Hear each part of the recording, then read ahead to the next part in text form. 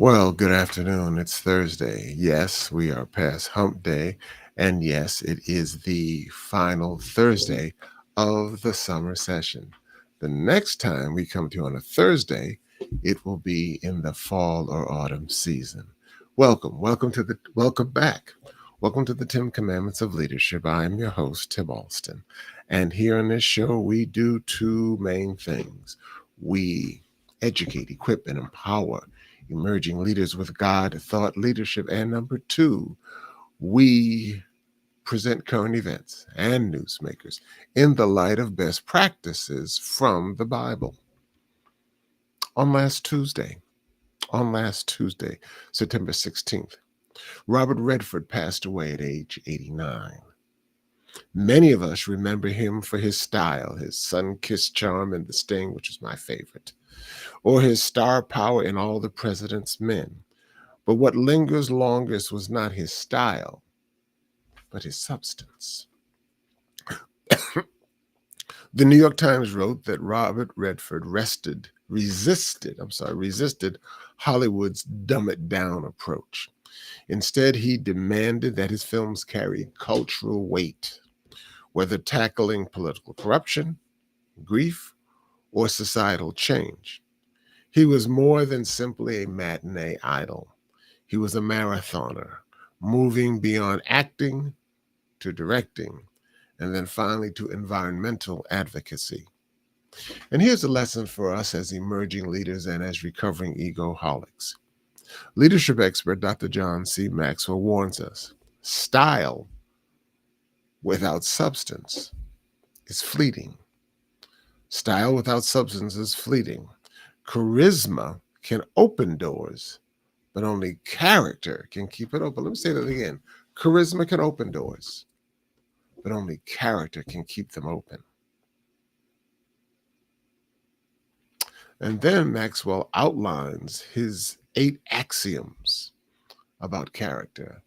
And I'll just share 4 with you at this time. Number 1, gifts are given, but character must be developed. Character earns trust. Only good character sustains lasting success.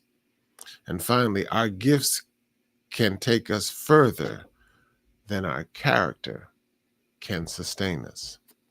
Our gifts can take us further than our character can sustain us.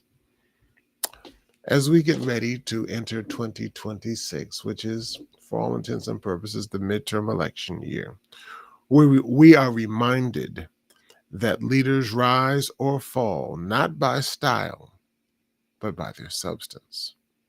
Redford showed us that. My pastor, for example, once told me God always prepares the minister before the ministry. God always prepares the minister, you and me, before the ministry, the cause that we espouse. And I see that now more clearly than ever before. So I ask you, as an emerging leader or as a recovering egoholic, what will you be remembered for? For the sprints of charisma or for your marathons of character?